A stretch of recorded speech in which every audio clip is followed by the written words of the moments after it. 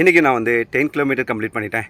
இன்றைக்கி என்னோடய டைமிங் வந்து பார்த்திங்க அப்படின்னா 64 மினிட்ஸில் வந்து இந்த 10 கிலோமீட்டர் கம்ப்ளீட் பண்ணேன். நேற்றுக்கு வந்து 65ல் சேம் ட்ராக் தான் ஓடினேன். ஸோ இதில் வந்து பார்த்திங்கன்னா அப்ஸ் அண்ட் டவுன்ஸ் இருக்கனால வந்து நிறையா புஷ் பண்ணி ஓடுற மாதிரி இருந்துச்சு. நார்மலாக வந்து இதில் ஓடுற மாதிரி இல்லை.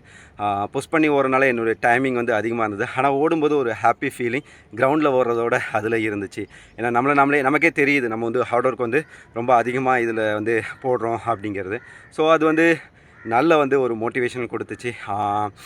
எல்லா பிரச்சனைகளுக்கும் மிகச்சிறந்த தீர்வாக இருக்கக்கூடியது வந்து உடற்பயிற்சி தான். உடற்பயிற்சிலையும் வந்து ரன்னிங் வந்து ரொம்ப சிறப்பானது. ஏன்னா நமக்குள்ளே எவ்வளோ பெரிய பிரச்சனை இருந்தாலும் ஓடக்கூடிய அந்த 1 மணி நேரத்தில் வந்து அந்த பிரச்சனைக்கு உண்டான நிறையான வேரியேஷன் சொல்யூஷன்ஸ் வந்து நம்ம எடுக்க முடியும். அதில் நமக்கு சரியானது எது அப்படின்னு சொல்லி அந்த இடத்துல ஃபிட் பண்ணாவே போதும், அந்த ப்ராப்ளத்துக்கு உண்டான சொல்யூஷன் வந்து கிடச்சிரும்.